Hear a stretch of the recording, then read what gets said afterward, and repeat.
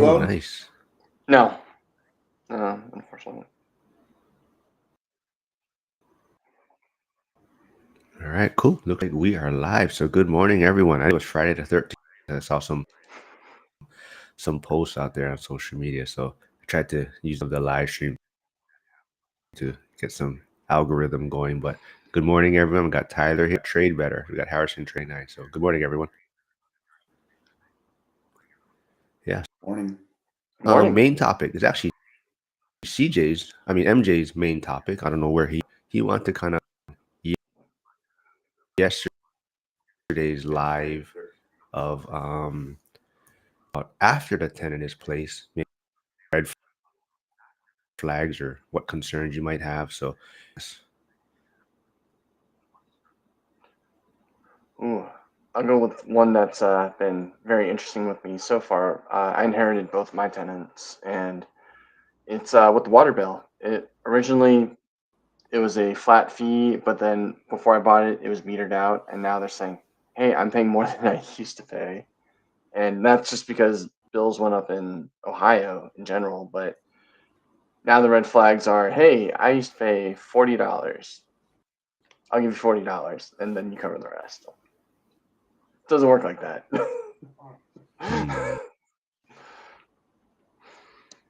Yeah, it's for me. I'm trying to think.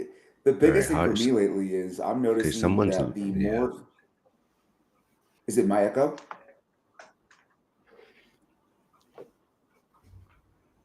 No, someone is just lagging. I think, but just keep going. We just got to roll with it. Okay. Nope, you're good. Okay.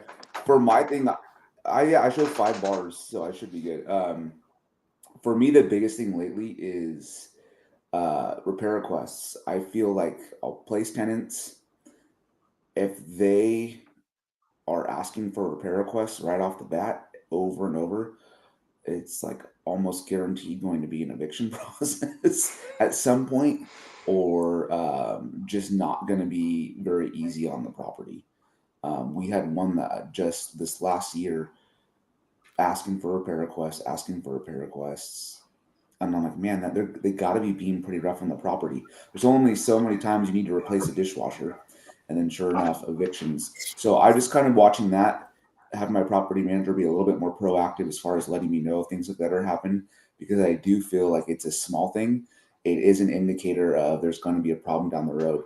Like in the early 2000s when I was buying stuff in Dallas, I'll never forget, I had a mailbox that was continuously knocked over.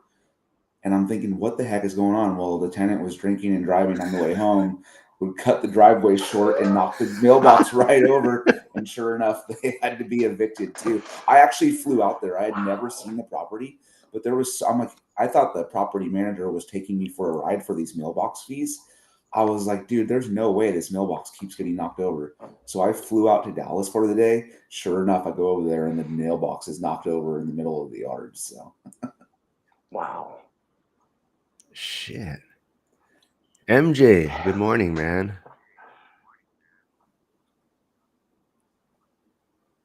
Oh, maybe. Can you hear me, man?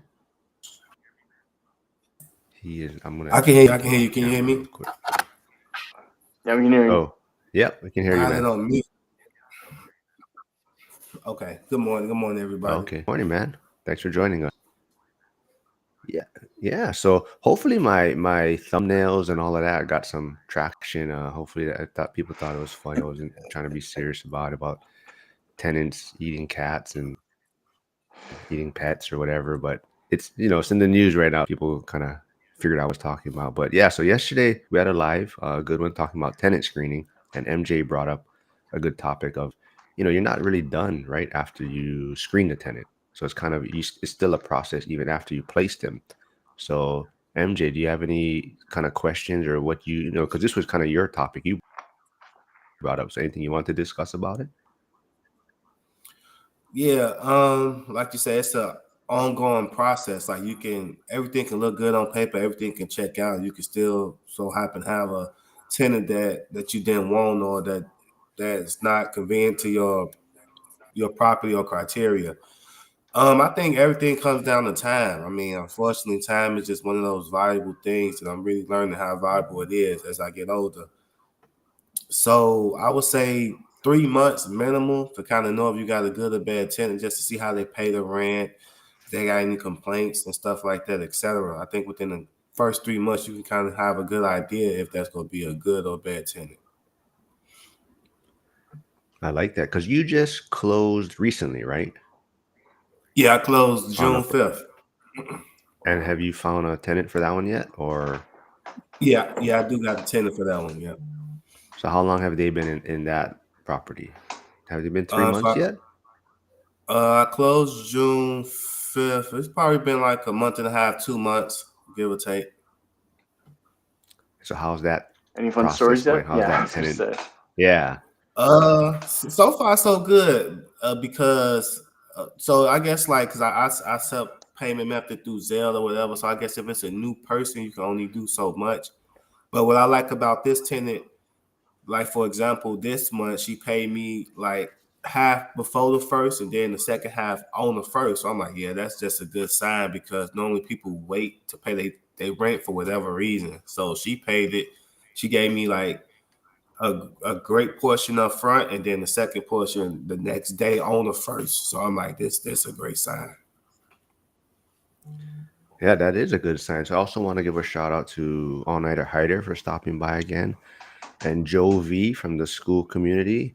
So Tyler, Joe is a former Leo, but so we kind of go back and forth in the school community, and we talk a lot of shit to each other. But so yeah, he's a good guy though. He's in the Wisconsin area.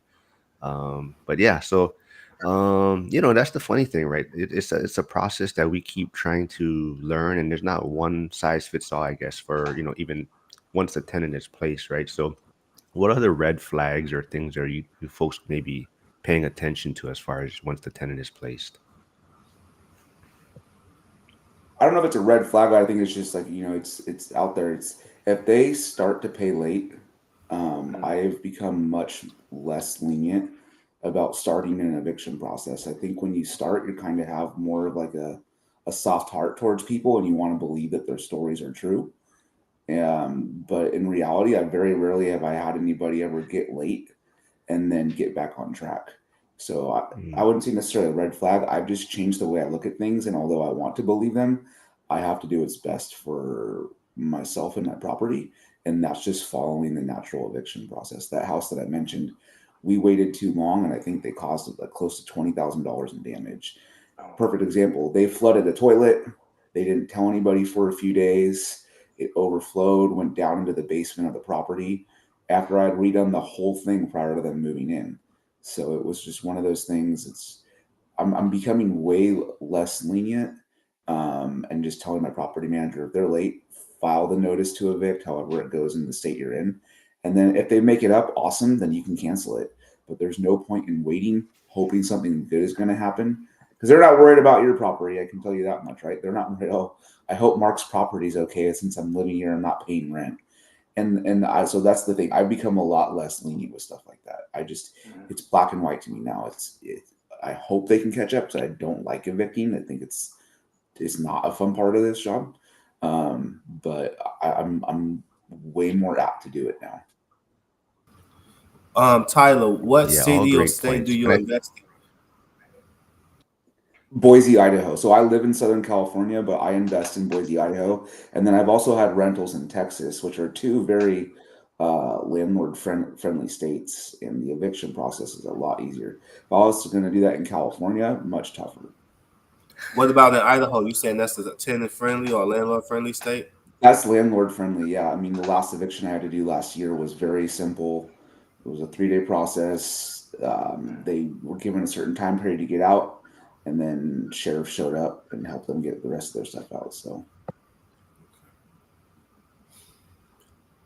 nice. Yeah, I Yeah, think I another might one sound that like a I'm. broken record. No, no, go ahead. Go ahead, Harrison. No, I was gonna do a different red flag. Go ahead though. Yeah. Oh no, I was gonna just say I think I might sound like a broken record a little bit because I always talk about how you really just have to know yourself. So like Tyler's talking about being lenient or whatnot, and some people want to self-manage, but maybe they don't have it in them to, like you're saying, start the eviction process or do these certain things. So even though you may want to self-manage, you also have to realize that you're the type of person that's going to be able to, like put your foot down or do these things that you may not. This is your property, right? So that's also, going back to understanding yourself and your strengths and weaknesses. And you may have to get a property manager, right? So that you kind of put that barrier in between yourself and the tenant to where you're kind of, you don't want to be the nice guy anymore, right? But the property manager can handle these things. But go ahead, Harrison, on that next property you're going to talk about. Yeah, it actually feeds right into that perfectly because I know that I need a property manager. It's one of those where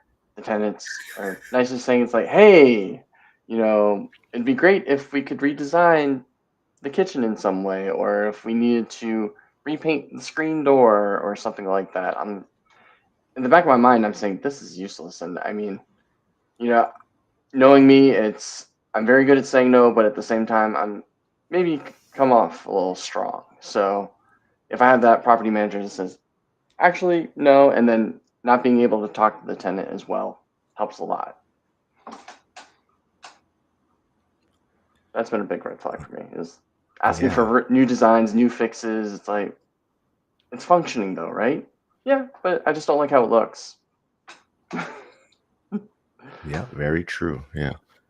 I did, before we move on I forgot to mention about Tyler's podcast, First Responder Financial Freedom. So I think I put the YouTube channel link in the beginning. So go check him out. Go check him out on Instagram, X, Trade Better. MJ, I don't know. You got too many names. I can't keep track of them out there on social media. So it's hard for me to put all your links out there.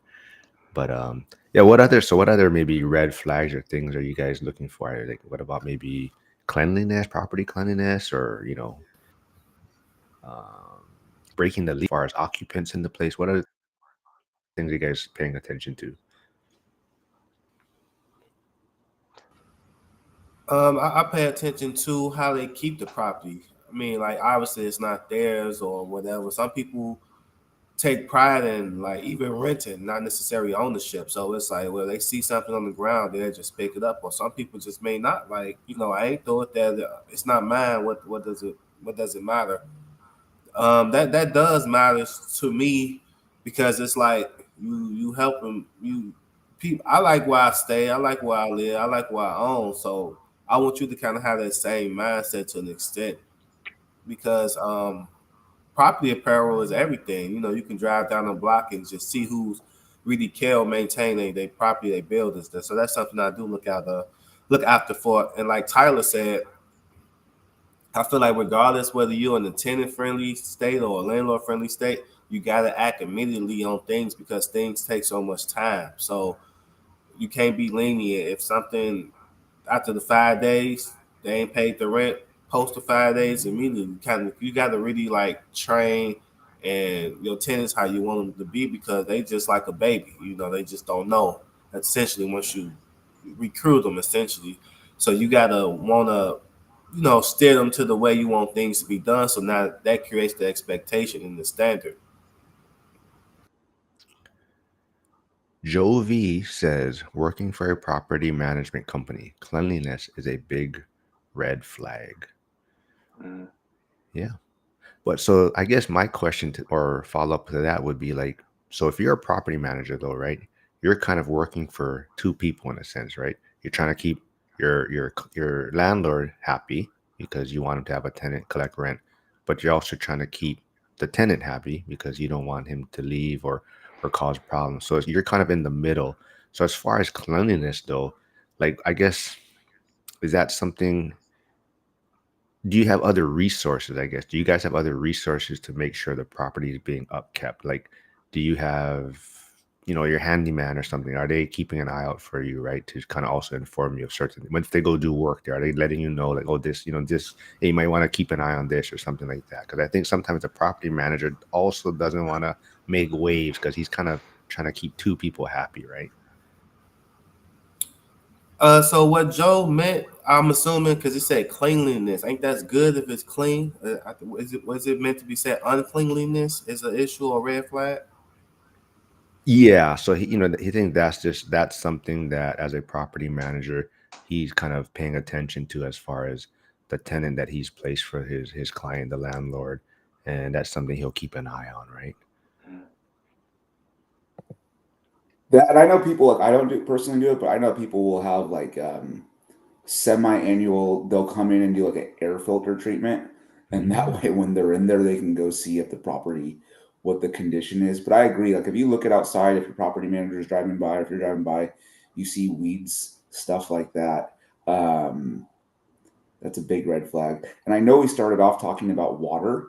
Water is interesting for me because it's been the most productive lead source on the flipping and wholesaling side.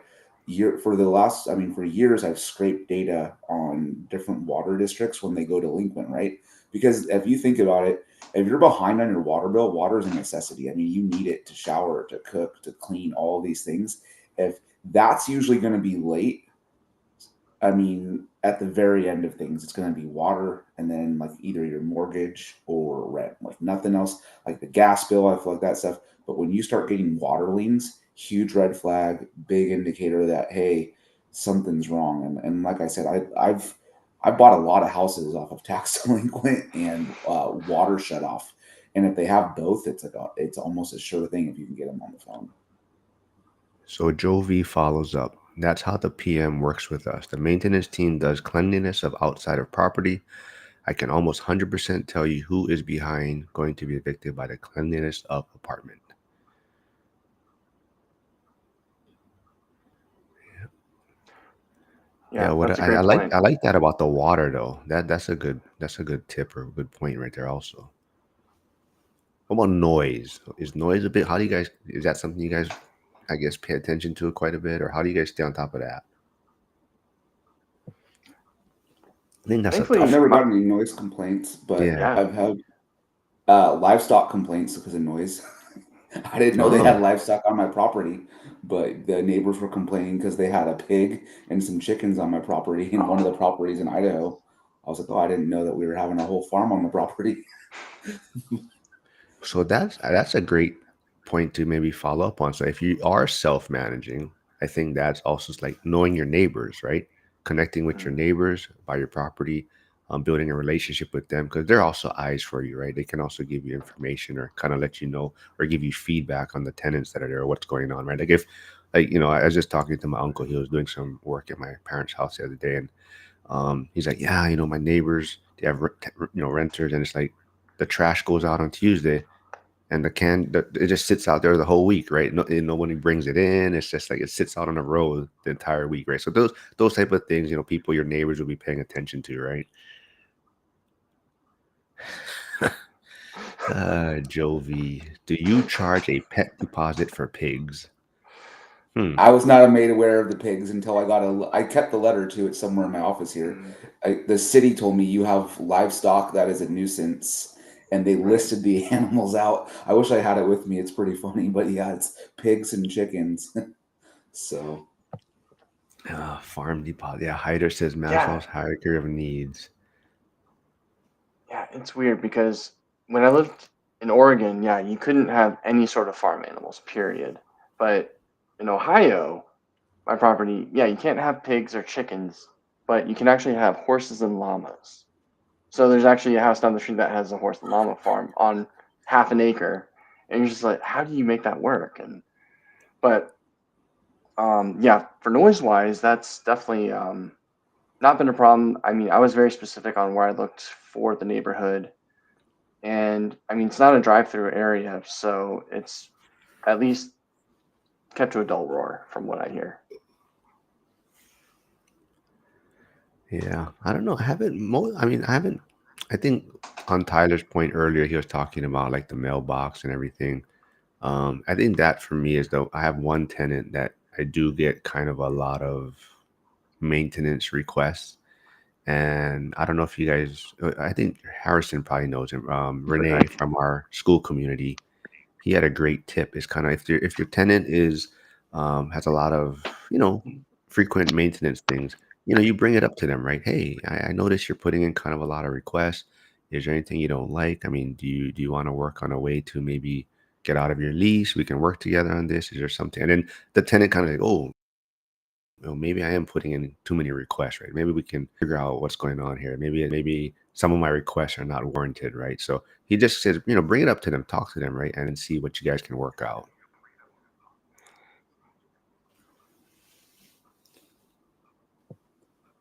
I agree, and Yeah. it's interesting too. I have a. Have you guys ever had? I've done see that. I'm a softie, but I've actually built like.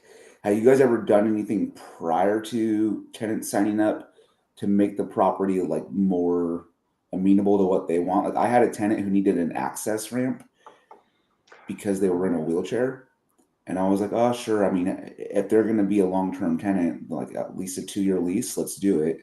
It's not like it's going to, it was nice. Like my contractor built it nice and it wasn't like a permanent fixture because I didn't want it to be permanently on the house. And then of course I built the whole thing. And then after a year to the day, well, they gave me notice, but they ended up leaving after 1 year, and that thing cost a decent amount of money. Have you guys ever gone out and done something like that to where you do something extra and then it doesn't go very well? Well, we'll see. I just did, so we'll see if they stay. Yeah, they wanted like a fence kind of put in between the neighbor's yard because I guess the neighbor doesn't upkeep their side as much. So there's a lot of like rodents and like I don't know, maybe feral cats running in from that side. So they kind of wanted a little barrier to kind of not let these critters in from the other side. So we'll see. We'll see if I mean, it wasn't that expensive, so I don't mind. But Hugo's here, Stay Winning Podcast. What's up, man? We were just talking about you before we hopped on. I don't know. I don't see as much of your stuff on X, man. I don't see a lot of your posts going on right now. So I don't know what's going on, but I try to check your stuff out and like and share it. But yeah, go check out his YouTube channel. He's doing some cool stuff out there. Definitely more crypto stuff than I do. So if you want to follow that kind of stuff, go check him out. But I think Tyler, you put something great in the chats also about right now we're talking about once the tenant is placed and kind of what things you're looking for. But we can kind of go back to kind of a little bit on yesterday's topic of what are things you're doing to make sure you have the right tenant, I guess, or what are you doing to kind of put yourself in a better position to succeed?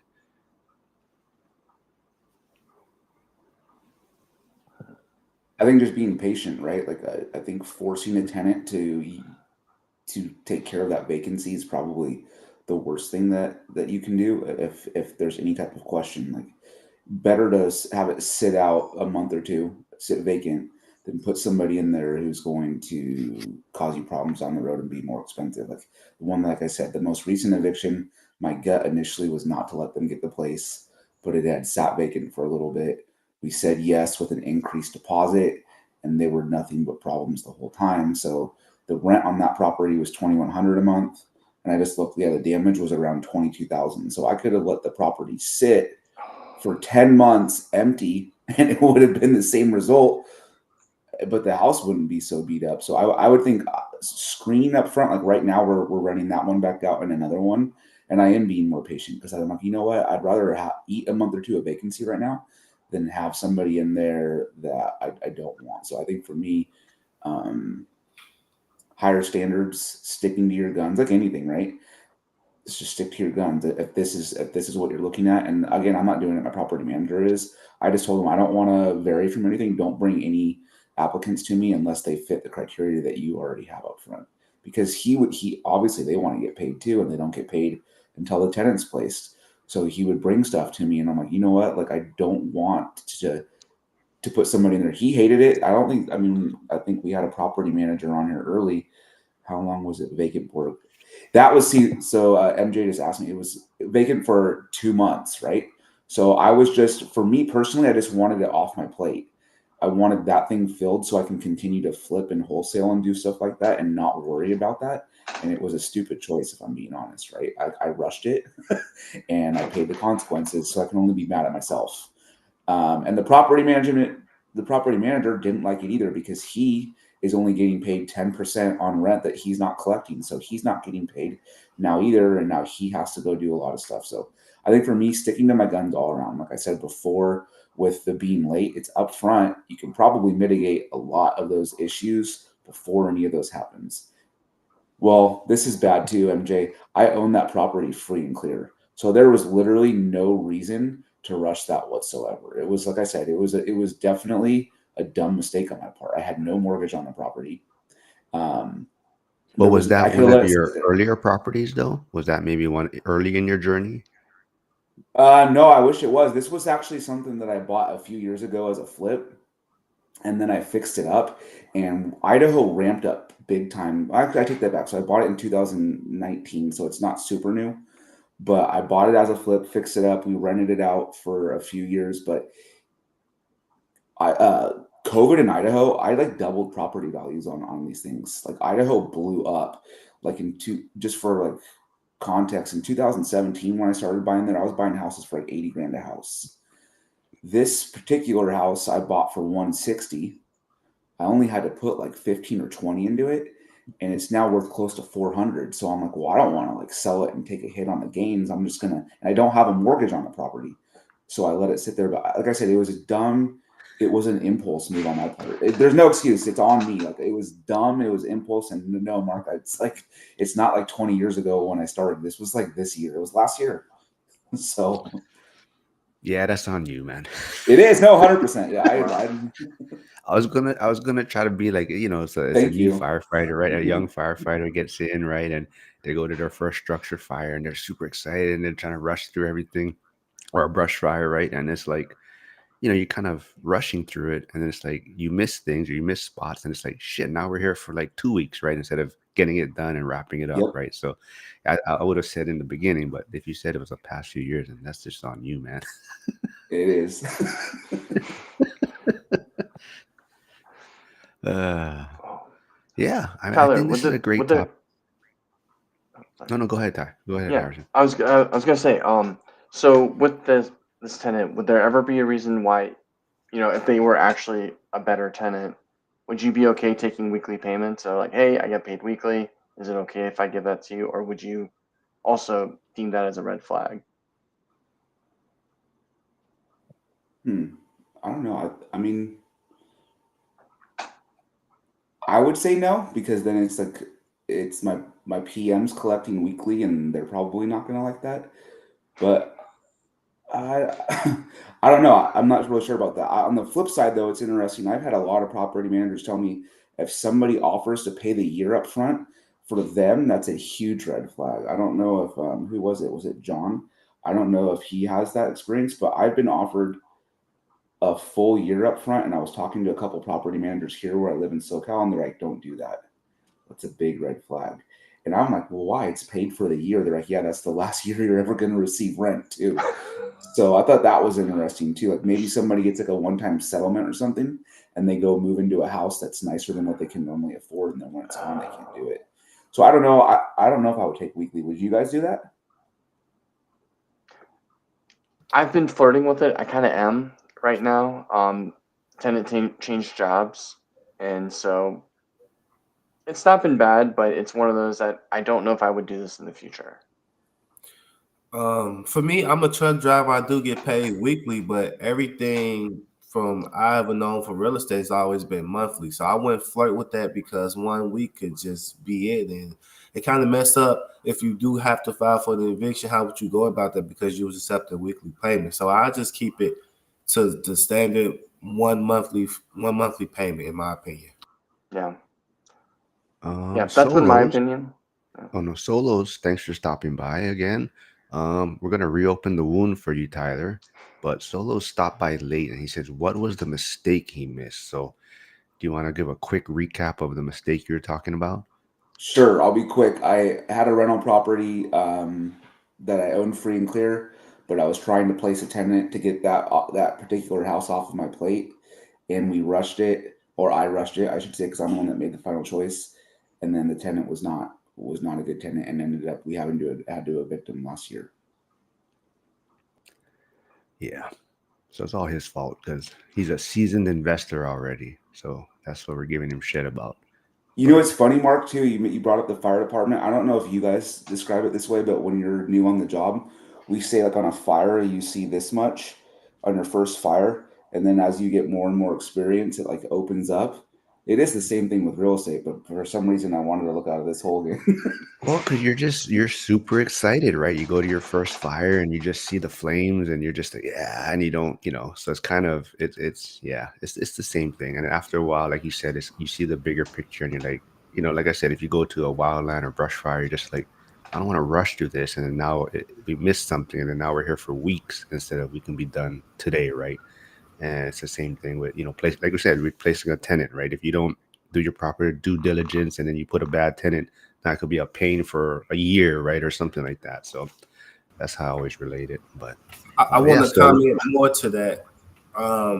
So like if you had success for a long time or a short amount of time or whatever time frame it is, that could kind of cloud your vision as well because you always done it right. So you see what I'm saying? It's like how do you know it? You can have 5-10 years in the game and never done nothing wrong or never had it bite you, and then it do. It's like, damn, how did I not see this? But you had success for so long.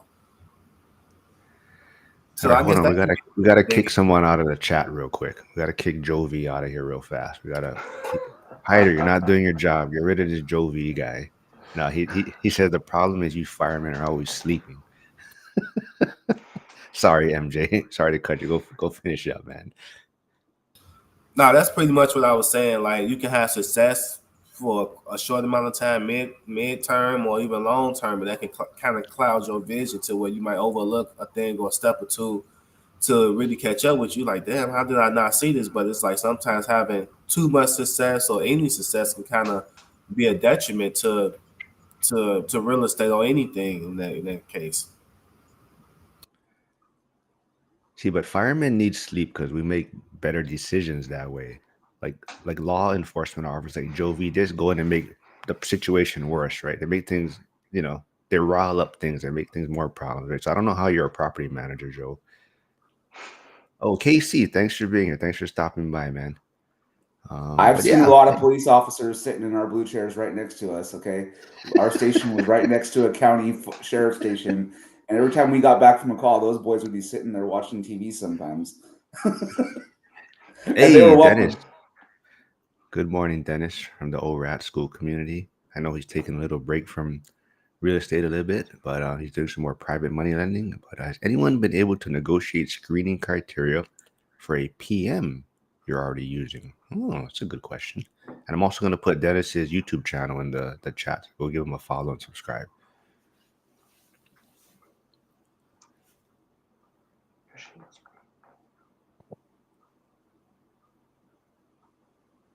I mean, usually it's yeah. I've always had no problems.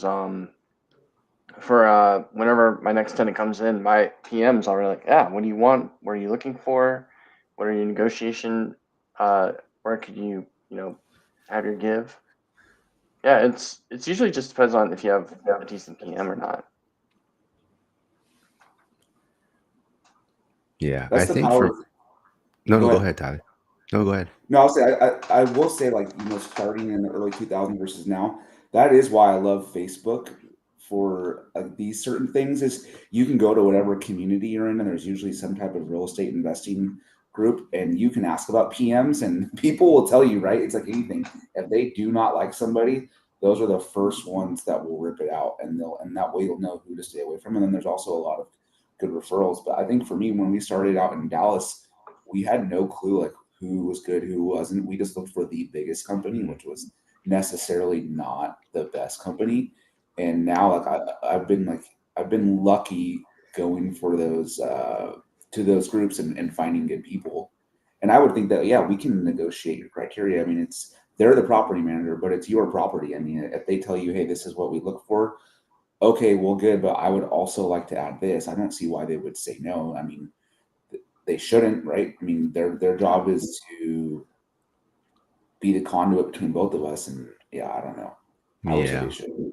exactly. Yeah, that would have been my thing. That Dennis, maybe you want to try shop around or ask, other people in your market for maybe other referrals. But he says that's why the PM I'm working with has this set criteria, and it came across like I couldn't change anything. So I think on. I mean, I don't know this person or whatnot, but I would say maybe your property manager might be kind of lazy. Like they wanna, they're, they're set. They want to keep it simple and like, this is what I do. This is my criteria, and I'm gonna stick with this. So I don't have to do any extra work. I don't have to like negotiate anything. And so that would be my initial take on it. And I would maybe try to reach out to other investors in your market and maybe see who else you can connect with. Yeah, I would definitely follow up on that because there was a PM, I'm not going to name, but they had similar criteria like that I talked to and other people have talked to. They also, with that kind of criteria, if your tenant goes out and you have to get a new one, this PM said you have to put $25,000 worth of work that we say is 25,000, or we can't put in a new tenant for you, and you're contractually locked to us to get that new tenant. So, Ooh, yeah. Yeah, that sounds like a red flag to me as far as so that's a good pivot question. How do you guys that have property management? How do y'all screen the property management company overall? Like, is it the set criteria of questions? Like, on average, how do y'all go about that? sure. For me, it's Yeah. social proof. Sorry. Yeah, social Go proof, ahead, like I Tyler. was saying.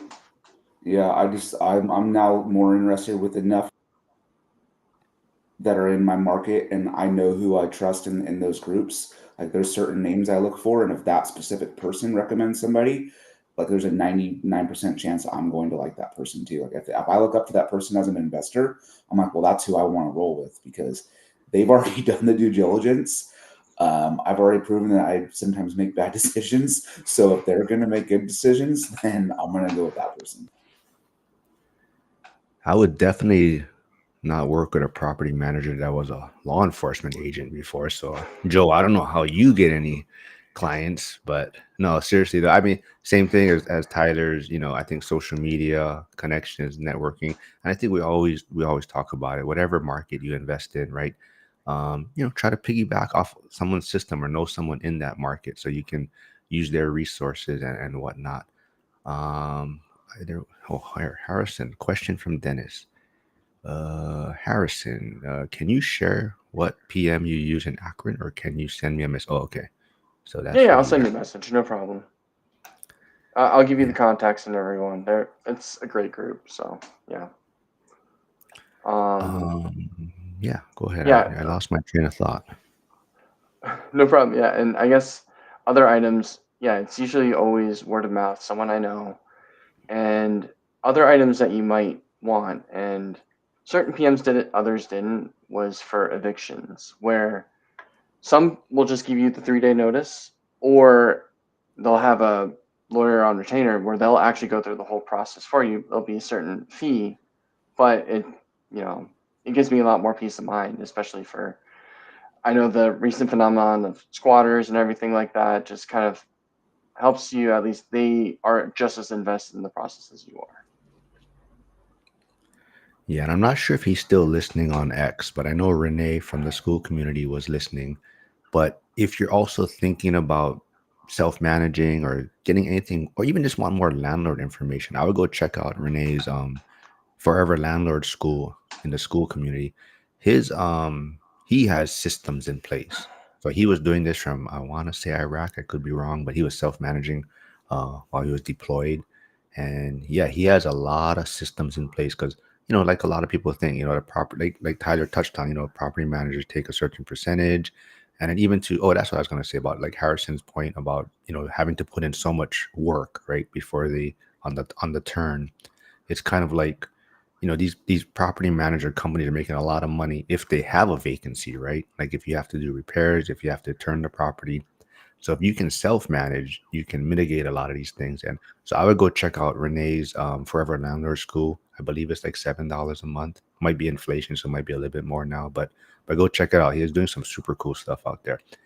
And we have the biggest Chicago Bears fan popping in. So before he can say anything, I'm gonna talk and I'm gonna mute him first. But yeah, we got the PE turned RE Curtis stopping by. He just finished with his kids probably, and he looks kind of mad.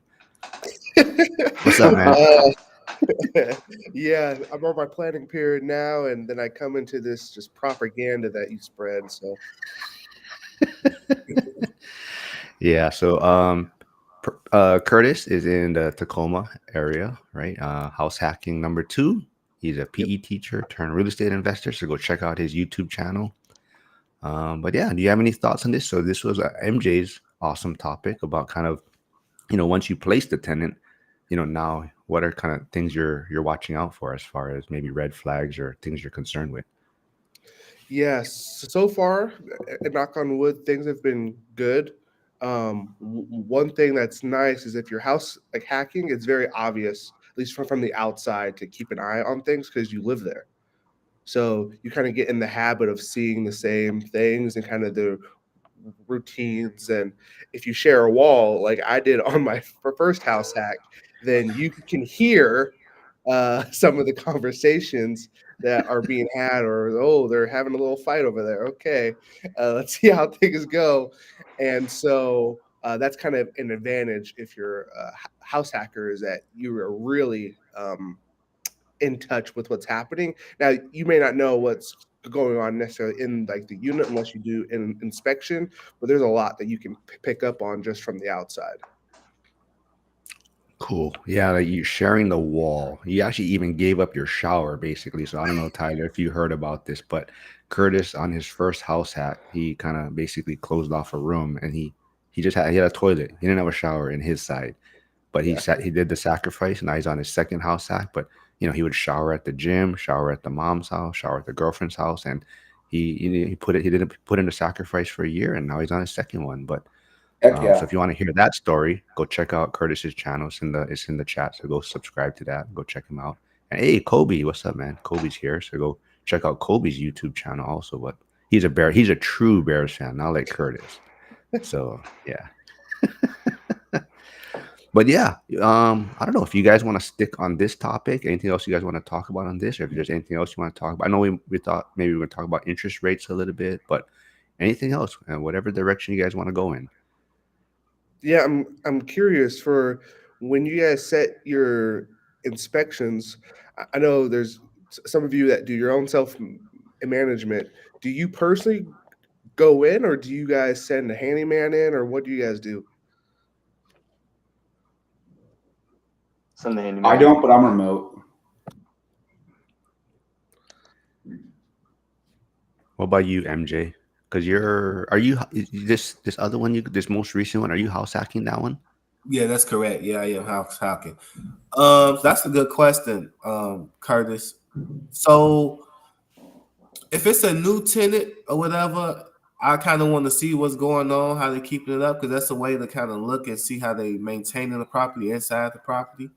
So the first couple of times see it, but after I like kind of build some confidence and trust or whatever, I just trust my handyman to maybe communicate back with me on the back end versus, having a tenant maybe feel uncomfortable or whatever. Like, why, if I'm not doing the work essentially, even though I'm the landlord, why am I inside the property?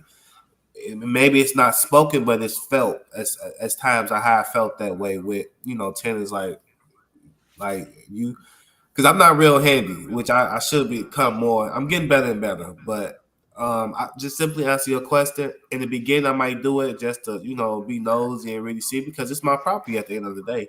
And after some time, where I build some confidence and trust, and I just let the handyman and have the handyman kind of relate back to me if it was an issue. This is a great question from Kobe. Since I don't have any experience in this, so you fellas house hack. So would you say you screen tenants more carefully if it's for a house hack versus not a house hack because they're essentially living with you?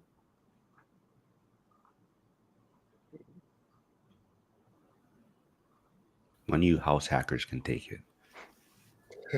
I would say it's probably helped my screening, and it's probably how I will continue to screen as if I live there, even though I don't.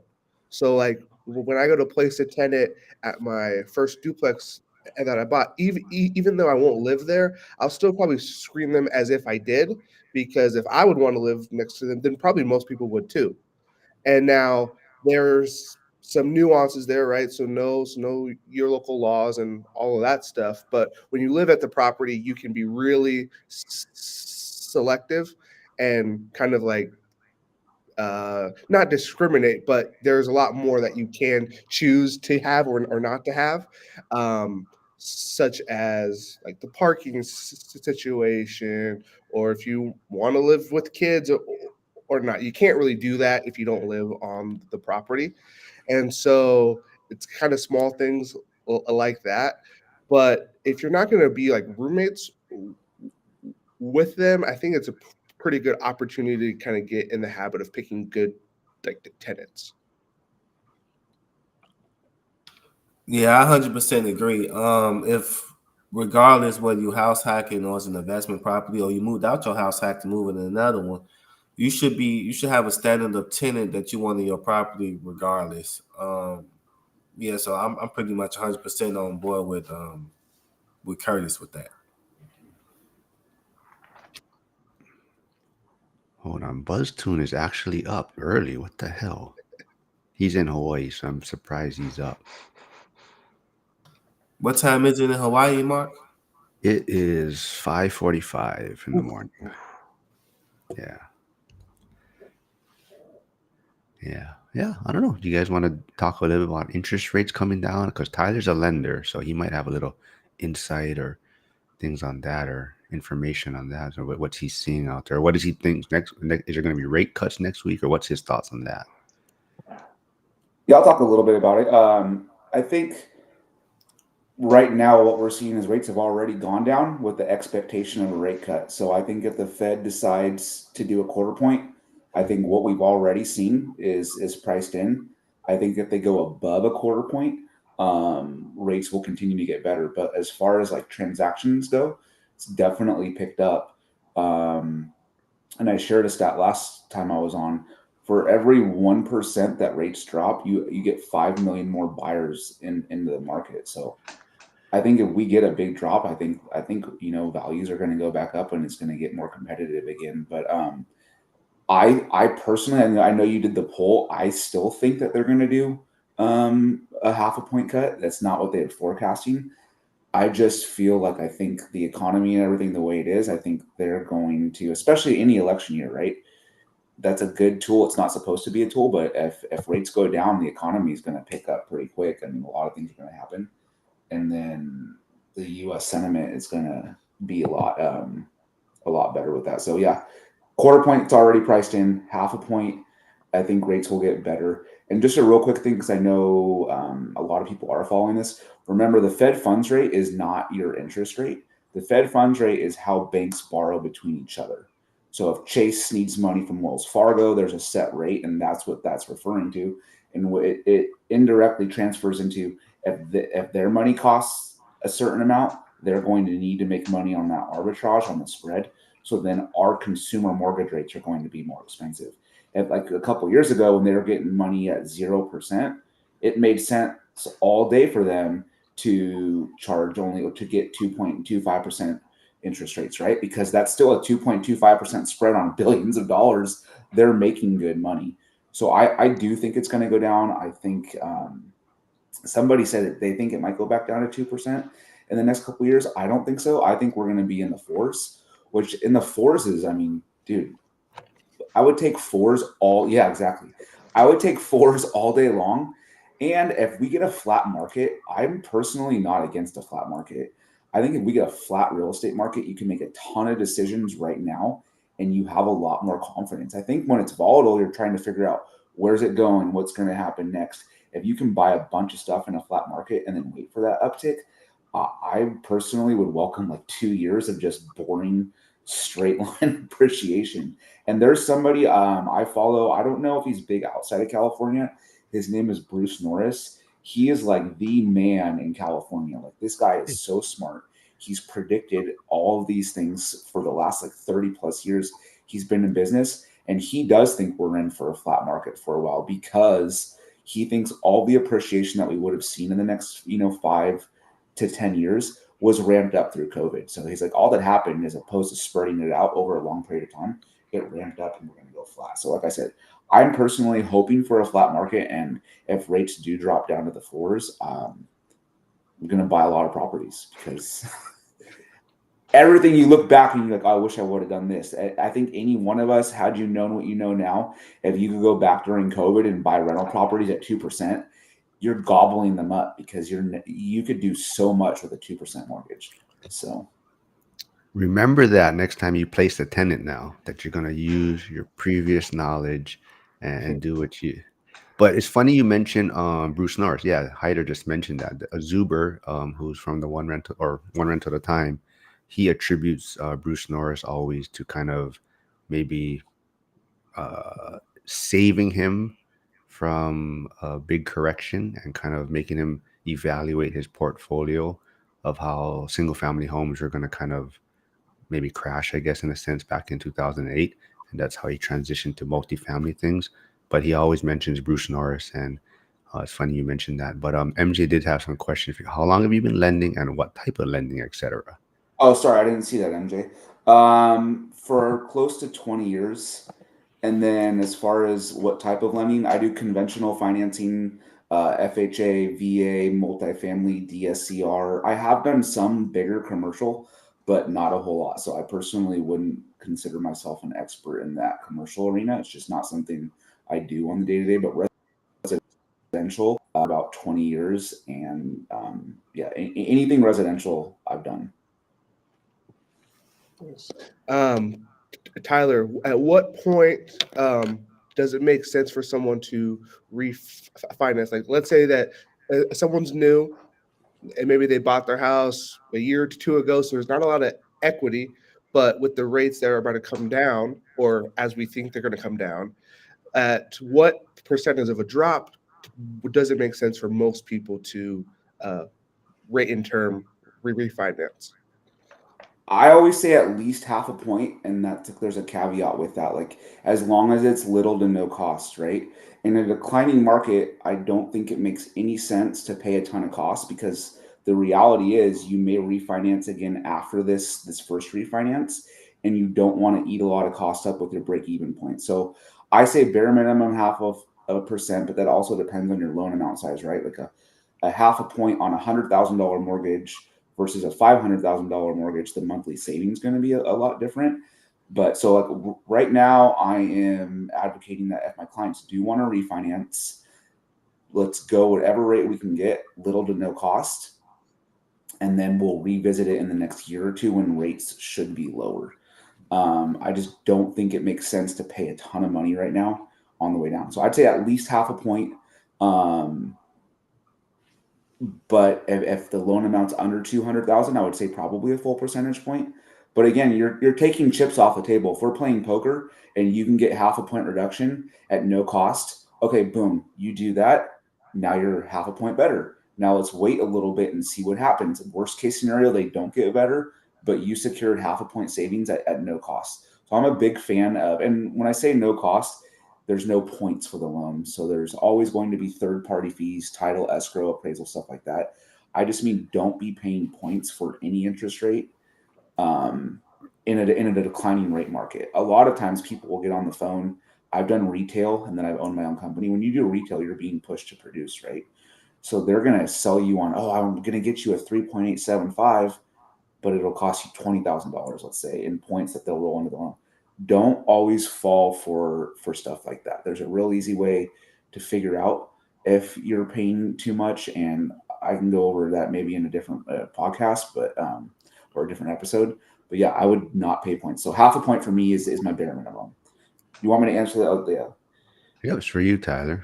Do you know if lenders Oh, are able to roll? Yeah, go ahead.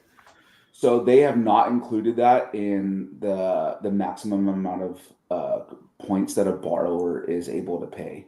So they are able to roll that in.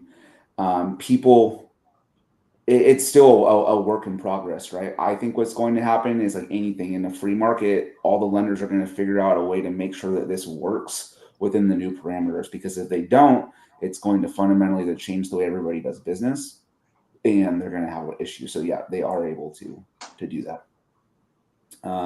And I think what they do is they roll it into the price as well, right? I don't think it's really changed a whole lot. I just think it changed the perception of what's happening. I mean, the seller is no longer paying, but the buyer is truly always paid for it because the sales price reflects what the seller wants to net. It has nothing to do other than what do they want to net, in my opinion. Like you say you want to sell your house for 250,000 because there's a dollar amount that you want to net, which includes commissions, and you're not going to have buyers coming to the table paying 2.5% out of pocket.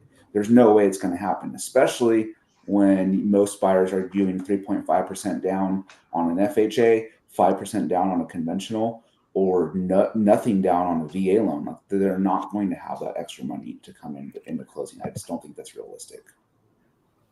All right, before we go into MJ's question, BuzzTune says, was working with a local bank, 5.875 rate for 4 points. He said, no thanks.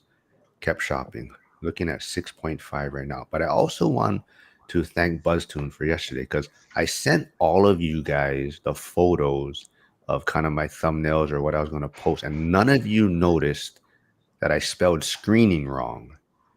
And BuzzTune was the only guy that he sent it back to me like, hey, you better check your spelling on that. So thanks, BuzzTune. None of us can spell, I guess, on here, but I sent all of you the picture and I spelled it wrong on the first one.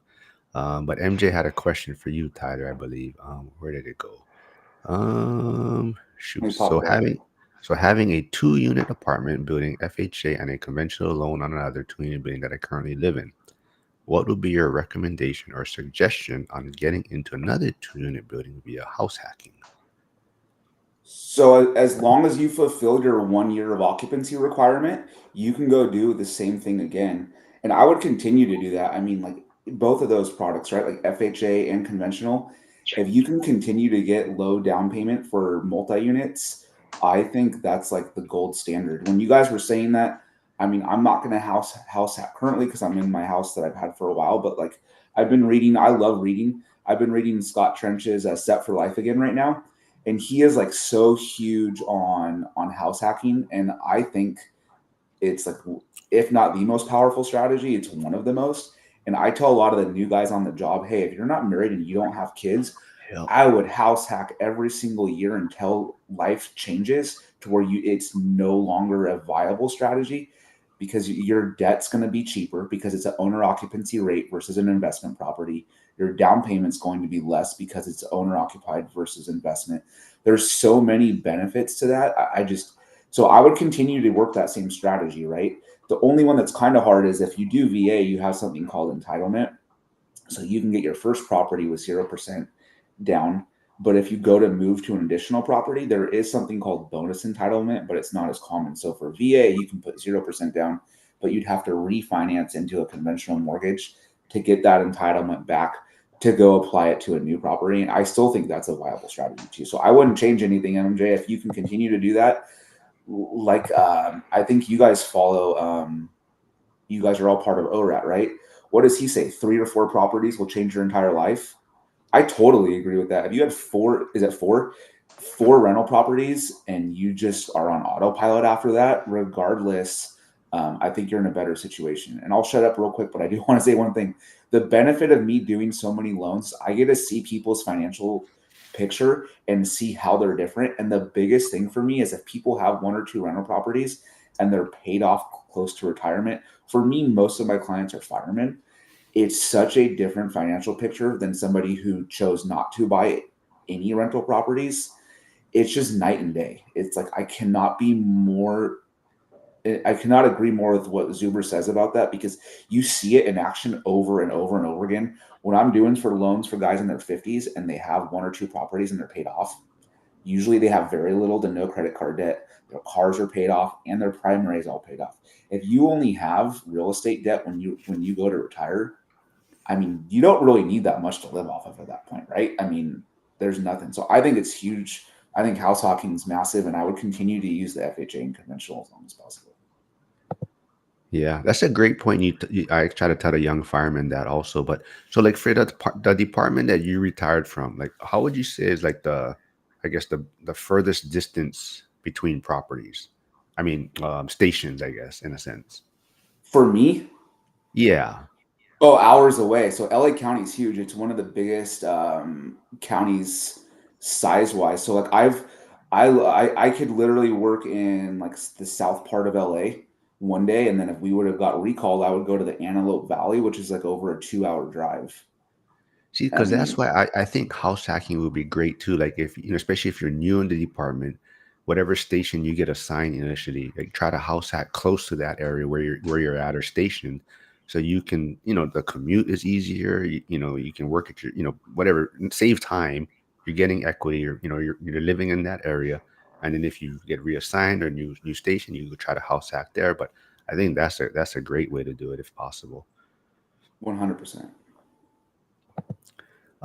Yeah, Kobe says, nice. Thanks for answering that. I agree. Not much has changed aside from the conversation and disclosures that agents make to clients. Yep, very true. And yeah, So Buzz. Yeah, go ahead, man. for us in investors, this is something that I've been not struggling with, but just pondering is how to handle the new, like you have to have a buyer's agent agreement. But as investors, because we're not the normal home buyer, we're doing so much work on the front end. We are finding the properties, unless your agent like sends you it. But most of the time, I would think most of us do all the due diligence kind of on our own. How are you handling that buyer agent agreement? Have you signed one? Are you going to sign one only when you make an offer? How are you all handling that? I buy Well, direct from the consumer, so yeah, it's different for me. yeah. I think you're just gonna have to kind of figure it out in a sense, I guess, test it a little bit because technically you are going to need a buyer's agreement to see if they're going to show it to you, right? So like you're saying, if you're you know I think there's going to be a lot of maybe not necessarily like kind of a flat fee agents who might just take a fee to like, hey, I'll sign it for you one day and I'll show the property to you, right? Like just so you can see it, I can whatever walk through it for you, and that's it. So it's kind of like a more just let you see the property, right? There's no like 6 month contract. It might be just for like a day, just so you can view it, right? And then you can make your decision after that or work with whoever you want. But it's more just to kind of help you see the property. I think that's going to be out there quite a bit just so that people can view the properties. Yeah. One of my realtors, is an opt-out agreement. So if you're working with them, you're automatically agreeing to the agreement once you close and paying everything. But if you say are working with a different realtor, it's going to be no harm, no foul. That's Oh, interesting. yeah. So that's been the big thing because I've worked with other realtors as well, and they're saying you have to sign this, and even if you're not buying in the same state, you still owe me commission. It's like, no, no. Yeah, I was So, gonna say, I'm not buying another property until at least 10, 11 months. So hopefully I get some updated information on where it's at by then. But I still try to keep up with it gradually or whatever. But it's really not conducive to me at this moment because I won't be buying until like 10, 11 months for the next house hack. I think too, if you have a good buyer's agent, like I wouldn't shy away from buying a buyer representation agreement. They've always been there. They just haven't been common up until now that you're going to require it. And it was funny. I listened to a podcast the other day. I think buyer agent compensation since this has been put into place has gone up. So it's like it's always funny when they do something and then the unintended consequence is what they thought they were trying to stop. But I wouldn't be afraid to do. I definitely wouldn't assign anything exclusive for out of state. But to your point, if you're doing a lot of the work up front and you communicate with the agent and say, "Hey, I'm going to do this. I'm going to identify the properties. I just need you essentially to A, let me into the property if I need to get in there, and then B, to draw up the paperwork. What can we work out?" I haven't seen a California buyer's agent agreement in a while, but I'm pretty sure like any contract, it can be modified to where both parties are happy, and just don't be afraid to communicate what you want. Hey, if I'm hiring you, this is what I'm going to do. This is what I expect you to do. And as long as both of us fulfill our obligations, you're going to get paid and I'm going to get a house. I think a lot of newer agents will shy away from it and they're not going to explain things very well. And they're like, oh, I need you to sign this. Well, what am I signing?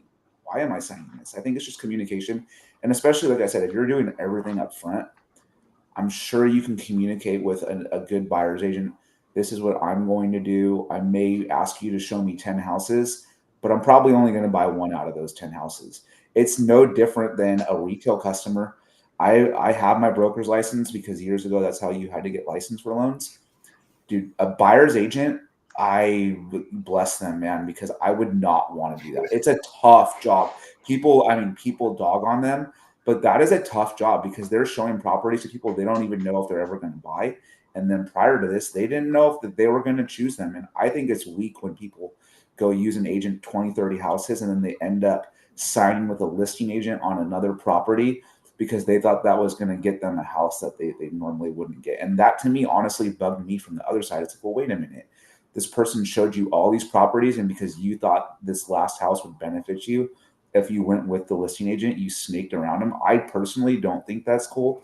And so that kind of rubs me the wrong way. But I think good agents will communicate with you, and I think this is going to be a financial boon for the top tier agents because they're not afraid to talk to you about a buyer's agreement, and they'll tell you why you have to do it. And I think if both parties are informed, it's easier to sign that agreement. Yeah, and one tactic that I do that I think works well for me and the agent, because I work, so like I can't just be going to see houses all of the time. And so like on this last one, I made the offer without even seeing the property yet because I knew I could be at the inspection.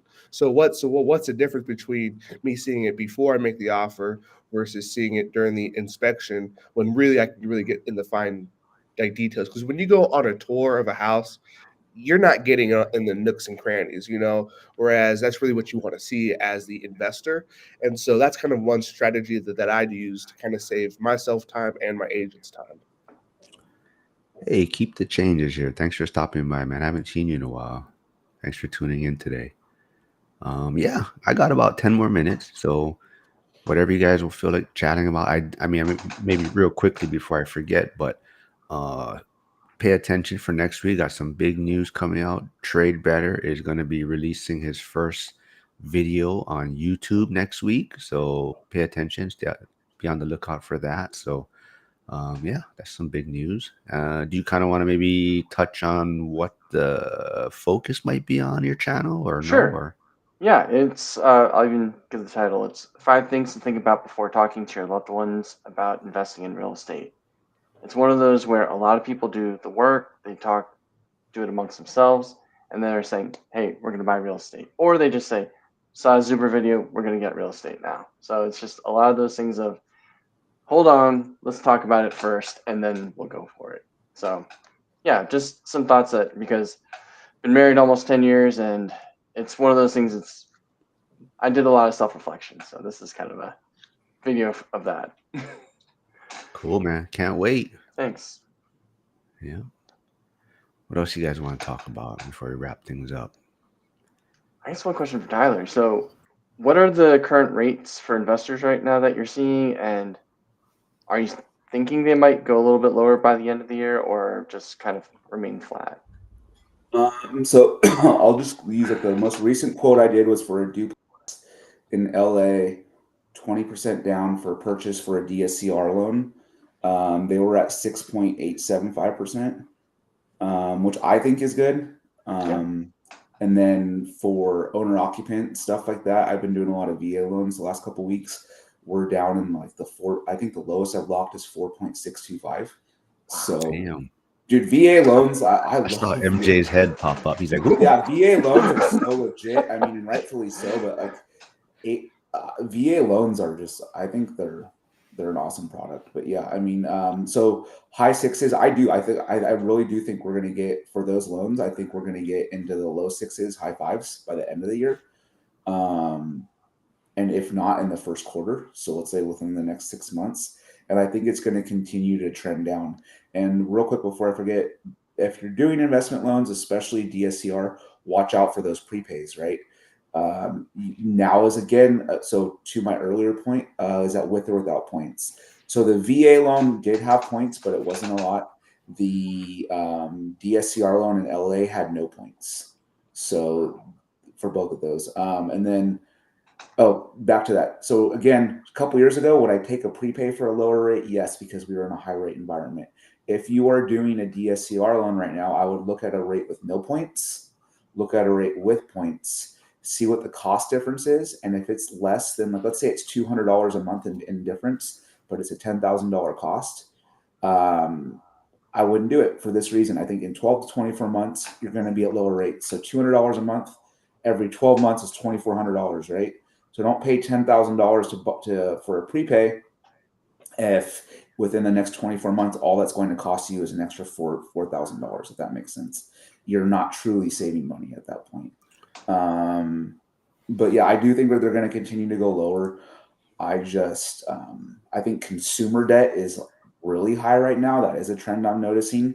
Is a lot of people who are refinancing have credit card debt that they need to get out of. And I think if they don't start to lower those consumer debt rates, I think people would be in trouble. So I think for sure rates are going down. I just don't know how much in the next 6 months. My best guess is, like I said, we're going to see in those investor rates in the high fives, low sixes, and then consumer, like just regular conventional mortgages. I think we're going to be in the mid to low fives. So we'll see. All right, so I'm hoping reach out so. to Tyler. Yeah, Hey, see if he can help you. yeah. And maybe quickly, where are you not licensed? That's probably shorter. Where am I not licensed? I'm Yeah. licensed. Well, I'm licensed in 6 states for conventional or for true residential. So California, Oregon, Arizona, Texas, Florida, and then I missed one, Washington. So there Washington, we go. hey, that's where I'm Yeah.